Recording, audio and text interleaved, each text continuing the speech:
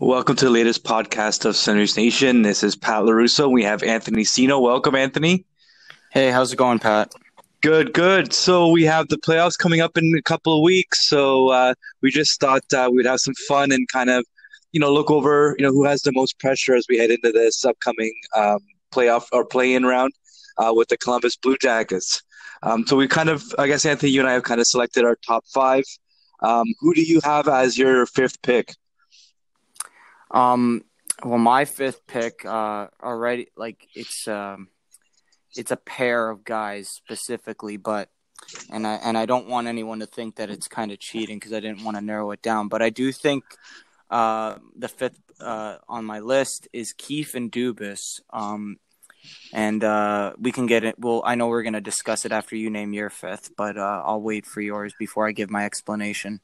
Yeah, so I went with Kerfoot. That was sort of my number five, just season and how he kind of came over. That's kind of where I went. But yeah, explain your pick a little bit further, and we'll go into mine. And Yeah, sure. So, first of all, I had a feeling that I was debating having Kerfoot on my list as well.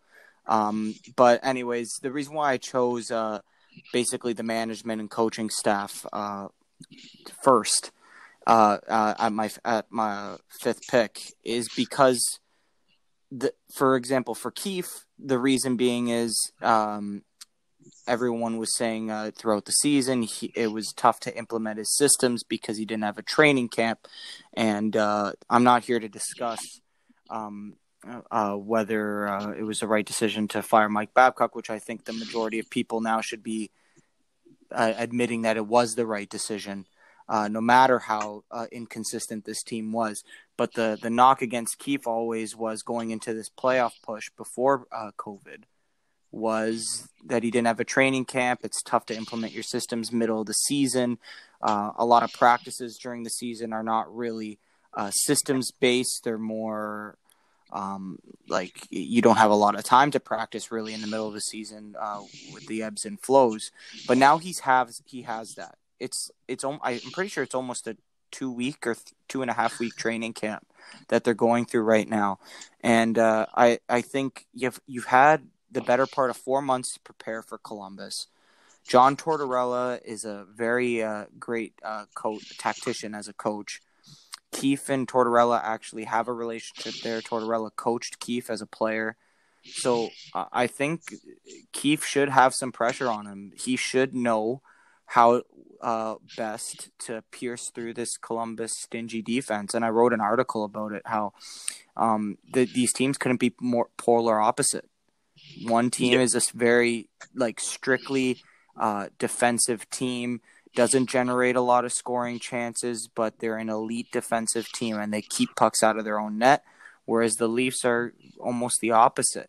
And it's going to be up to Keefe to give these skilled players the freedom, but also give them little tidbits of information where they can keep a defensive mind, because in playoff hockey, naturally you have to be more defensive, but you also need to put up points, especially against a team that's gonna not give you many chances. And then Dubas, I just kind of threw him in there now because we do know that it is a flat cap, and I also wrote about that recently last week. And to me, this is Dubas's team, right? Dubas put this team together. This is his roster for the first year that we can finally say where he made all the moves and he picked the players that are here.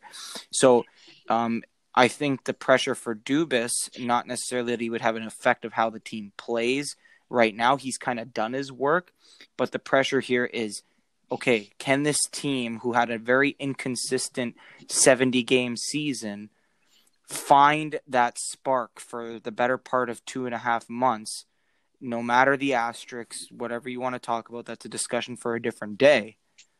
Can this team that Dubas built do what he set out? And if they can go on a run, win a couple of rounds, I think you're going to see a lot of Dubas doubters eat their own words and maybe think that, realize that this was the right man for the job. yeah, you know what's funny is that was actually going to be my pick for number five. I was going to go with the Mm. coach and with the GM, just given the storyline, having a storied coach like Mike Babcock get fired and replaced by rookie coach Sheldon Keefe. That was actually going to be my pick, but I did kind of go with a Dubisesque pick with my number five, and it was Kerfoot. Um, I know he's got some pretty big skates to fill, replacing Kadri as the third line center. His first year in Toronto wasn't necessarily the best.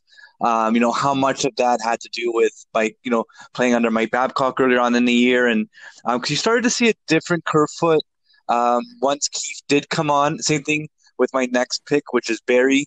I just found that there was a shift when the coaching change happened. But I'm definitely going to keep my eye on Kerfoot. I think that he's going to offer an element. His defensive game, yeah, it needs work, but he's going to be reliable. He's not going to get suspended. I don't see him, Don't hurting the jinx it. team. Fingers crossed that he Don't. doesn't get suspended. But I just don't see the temperament that a Kadri had. And I love Kadri. I'm a huge Nazem Kadri fan.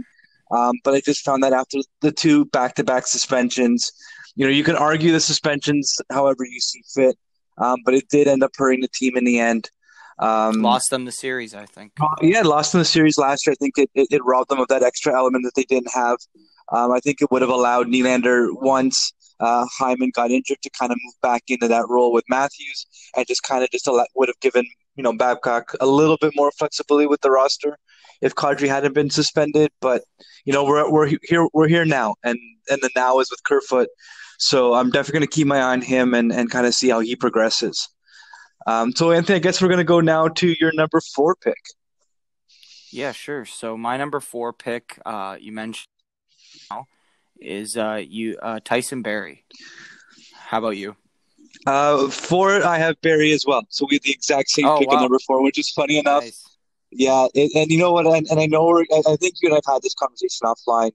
We have a lot of very similar thoughts on this player, but I'll let you share your reasons, and then I'll share mine.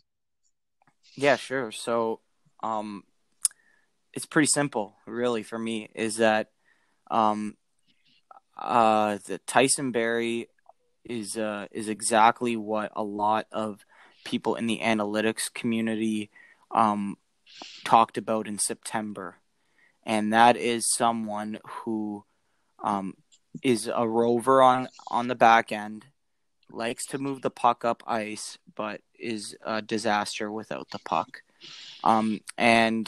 And I don't think that what we noticed also is that um, when you have a coach like Mike Babcock who even went out of his way to try and make Barry a player that he wasn't and put him in situations that he wasn't going to succeed, he virtually became a non-factor completely. Yes. Now, when Keefe in the Keefe era, we still saw those defensive deficiencies, but he started to put up more points. So I looked; he's got 39 points, finished 39 points in 70 games, so around a 45-point season, and that's nothing to sneeze at, especially on a down year for an offensive defenseman. He did have 12 power play points, so he did succeed on that power play. So I credit Keefe for putting Barry in a situation where, okay, you know what? If he's not going to help us keep the puck out of our net, we might as well put him in situations where he's going to help put the puck in the net. And to me, why I have him here at number 4 is because we need to see more of that. He Yes. needs to be driving play for almost every shift that he's on the ice. It looks like he's going to start on the third pair with Dermott. So what does that leave us? You got Muzzin Hall taking up the number 1 line. So I'm guessing they're going to go up against the Dubois line when they play Columbus. Then you got Nyquist, the Nyquist line, and I'm assuming that CC and And Riley yeah. will get that matchup. That leaves Dermott and Barrie to probably get a large percentage of their zone starts in the offensive zone, and you have a lot of skilled forwards on this Leaf team. Barrie needs to produce. That is it. Yep. If he's going to do anything in these playoffs, he needs to produce because he's not coming back next year. He needs to, and for Dubas too, he needs to give that Kadri trade some validation. As much as we want to talk bad about Nazem Kadri and how he lost him the season and argue whether or not that trade was the right thing, Kerfoot clearly has become the more long-term piece for that after they signed him for 3 or 4 years or whatever. But Tyson Barrie was likely always going to be the one and done, and he needs to make a statement here. And with a cap-strapped league throughout the entire league now, flat cap, not a lot of money is going to be spent on free agency. Remember the rumor at the beginning of the year? He wanted 8 years, $8 million a year. I don't think that's waiting for him now. But you know what? He could get pretty damn close if he turns it around this playoff. Yeah, that was kind of a lot of my similar reasons why I had him at 4. Once again, it goes back to my argument with Kerfoot. You're tied into a pretty massive trade last summer to bring in that additional defenseman. Barry didn't have the start that everyone would have imagined, and even under Keith, like you mentioned, there were some defensive lapses that I hope that he's able to clean up. But given and this actually speaks to Sheldon Keefe as well, is he's able to put players in positions to succeed. And I think that Barry, given the fact that he knows he's going to go into the free agent market, he's going to probably get a lot of starts in the offensive zone, would be my hope. That should help to increase some of his offensive numbers. And hopefully he does have the showing that we all want him to have, because I think to get past Columbus, you're going to need, maybe not 100%, but if we can just get them to a point where they're playing even just quieter defense, and you're never going to have a perfect game. But with Barry, you just don't want to see those mental lapses, and then then you get the ghost of Jake Gardiner, and it's not going to be a pretty playoff series for him. He has to be, like, what's understated here is he has to make sure that power play 1, not that he's really the 5th guy on a star-studded power play 1, but he's a big part of the success of that unit. Yeah. And I wrote about it in my articles. Like, the power play can be what could be what wins the series for the Leafs, is because 5-on-5, if Columbus isn't going to give you much, you got to take advantage of those power plays. And Boston showed exactly why it's so important last year. They kicked our butts up and down the ice on the power play. Well, on both, on penalty kill and on special teams. They did win that battle. So, and then like you said, with Barry, it's that free agency thing, that cloud, the flat cap, what that can mean for his potential earnings on a next deal. So it'll be interesting to see how he produces in a marketplace that, really bore down on him this year. I know social media was on him.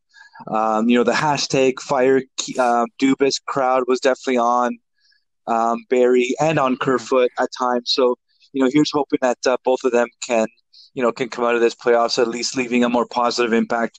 And in the case of Barry, if it is one and done, that at least he's, upsold himself, over the next 2.5 months. So who do you have as your number 3? So this one I think is a very under the radar pick for my at least for myself when I was going through this exercise. I have Travis Dermott as my pick. What's yours, and then we can talk about it. Yeah, so my number 3 is I went with an interesting pick. This is a player that last year, started late, didn't necessarily have the season that he wanted, but then came back with a flurry, with a 30-plus goal season, and I'm going with number 3 with Nylander. That's my number 3 as we head into the playoffs. Okay, so I like that Nylander pick.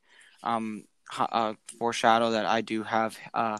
He's part of an answer in the future ranking here.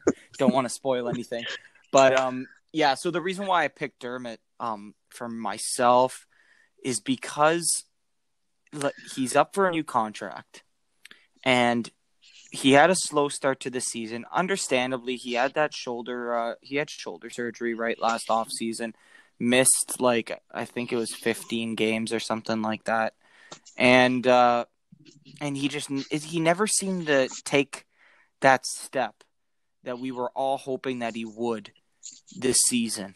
And I'll put my hand up first to admit it, is that before or pre-COVID, like I was thinking, you know what, if you had to make a move for a right-handed shot defenseman, can you package Dermott with one of Janssen or Kapanen? And I would prefer to trade Janssen, obviously, rather than Kapanen. I'm a big fan of him, but anyways, could you package Dermott with one of those guys and bring back a more improved, established right-handed defenseman?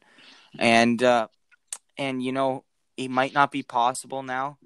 With like we have so much uncertainty with the cap, not what the number is, but uncertainty in what moves can be made this offseason. Like we forget the offseason isn't going to be 2 months. It's going to be like a month and a half. It's going to be very quick turnaround. Dubas has to be looking at this playoff performance as a very, very important evaluation on players that need contracts. And these depth RFAs, like a Mikheyev, for example, and a Dermott, if they want to keep them, if the Leafs want to keep them, they're going to have to squeeze them for every penny they got. And I think if Dermott can show, and like I've been following Twitter, and he did get paired with Riley for a little bit there. If Dermott can show that he can play the right side and complement a very a workhorse defenseman like Riley, that would go very far in a contract negotiation for himself. I have him pinned around between $1.82 million on a 1 to 2 year deal. So if they think that they can get him at that, maybe that number has to push up if Dermott takes the step, right? Because this is basically an off season that we're in the middle of right now, right? Yes. August 1st is the first game, and I think the pause was March 15th or something. So this is longer than a regular off season almost sometime for some teams. So he needs to take that step. He's fully healthy now. He's had time to recoup that shoulder. He needs to show that his skating, his tight gaps, can be a critical factor in improving the defense. And it is better to improve the defense internally than to go and look for a trade, right? Because if everyone knows the Leafs need a defenseman, what are they going to do? The price automatically goes up if the Dubas is calling you for a defenseman because they know you need one. So how do you solve that kind of situation is naturally develop your internal guys. Yeah, and see, in the way I look at it with Dermott is he's going to have some fierce competition as they look to the 2021 season with the signing of I believe the gentleman's name is Lettinen out Yep. of Finland. Yep. And there'll be some other guys, some internal guys as well. So you're right. If he doesn't have the playoffs that everyone envisions, do the Leafs package him and use that other spot for a guy that's earning a league minimum to at least buy them some salary flexibility this upcoming year. Yeah, you're right. Dermott's a guy that I would be looking at to have a good playoffs. And at the end of the day, it's similar to Barry. You play well, then you could see some extra cash in your pocket. So that he's definitely up there. Where I went with Nylander, once again, I think he had a really good season this year. And once again, I look at the quote unquote fire Dubas crowd for a lot of their shots at Nylander, even when he was having a really good year. I just think that, now people are going to look for him to produce in the playoffs. And I think having that familiar face at center with Matthews again, we started to see that combination, find some rhythm. And two, Nylander can play down with Tavares as well. So there is that flexibility depending on how Keith plans on rolling out his lines. If he plans on keeping Matthews as Marner, Nylander with Tavares was starting to find some chemistry as well. And I think that they complement each other really well. And with Mikheyev on the other wing, which I think was what I saw on Twitter recently, was Tavares, Nylander, and Mikheyev. That's definitely a line that I could see cause a lot of damage, but I'm going to be looking to Nylander to really drive some of that offense alongside Tavares. I actually think that Nylander would pair better with Matthews, just because I think Nylander creates he's so dangerous through the neutral zone. And I think his ability to find Matthews off the rush it does. I think I think Matthews will run well with either Marner or Nylander. But Yes. to me, I think a guy like Tavares is someone who maybe needs a guy like Marner to basically weave in and out, come out of the corner, and find a guy like Tavares in the slot. Whereas Nylander's best attributes come off the rush, and Tavares isn't going to be that rush player. He's the No. cycle guy that comes off. And I'm not look, these guys are insanely skilled players. I'm not saying either combination isn't going to work. I'm saying if we had to nitpick here, Yes, that's exactly where we're yeah, at. You know what I mean? That's exactly where we're at. We're nitpicking because both combinations, showed some success throughout the year, and like I said, my different focus is on Nylander. I'm a huge Nylander fan. I like the way he plays the game. A lot of his goals come from in the dirty area in front of the net, which is very underappreciated in this market. And you're right. He does play really well off the rush. Nylander, what I found that makes him dangerous as well is not he offers the shooting option. So a lot of yes, teams need to play off, like step back because they're waiting for that shot as well. And if there's one edge that he has over Marner, is everyone knows Marner's going to pass. Whereas with you're right. Nylander, you give him the space, he'll shoot, and he can score. Like he's not afraid to, maybe be a little bit more selfish with the puck if he sees an opportunity to, to go with it. Whereas Marner, yeah, he doesn't score, so there's not that threat, so you kind of just close him off for the pass. Whereas with Nylander, there is that extra element to his game, and that's kind of why I'm going to look for that extra element to help Tavares along, You, because Tavares doesn't necessarily generate a lot of offense on his own, and I think off the run, yeah, uh, yeah. I think I wouldn't say instead he of waiting. necessarily doesn't generate it all on his own. I would just say, he's not although he is a strong shooter, he's not a Matthews level shooter where if Matthews is at the top of the circle on the half wall. So if you envision it, we're kind of where a little bit further out than where he lines up on the power play, Yes, Matthews with a slap shot there, it's in. he's Yes, dangerous, right? Whereas yes, Tavares needs to get to the house more, or yes, into the slot. But yeah, I think bringing it back to Nylander, I think he proved this season over the course of whatever it was 70 games that he is a core piece of this team, and really what people were angry at him for was that he was willing to hold out for what he felt he was worth, and frankly, they didn't need to hold out. It's just a shameful, not a shameful, an unfortunate situation that it had to take that long. But not to rehash that contract, but he now showed that he is a core piece of this team, and the reason why he gets that flack is because, and I read articles about this actually. I think one was on Sportsnet. Is that even his teammates say it? He just isn't bothered by much. He doesn't let anything phase him.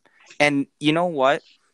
You can't fault someone for being like that, because as a fan, what do you want to know? What do you want to see as a fan? The average fan, I'm saying. You want the players on the team to care as much about winning as you want, as you care about the team to win, right? So when people see that Nylander, oh, Willie, why did you tough night tonight, and he has that kind of nonchalant attitude, it's not because he doesn't care. It's because he's already focused on the next game. He yes. doesn't, yeah, you know what I mean? That's just his personality. And I'll be the first to raise my hand and say that it took me a while to realize that just can be his personality, and he's not doing it out of spite because he hates Toronto, or Yeah. he's a lazy guy. No, and you're right. And also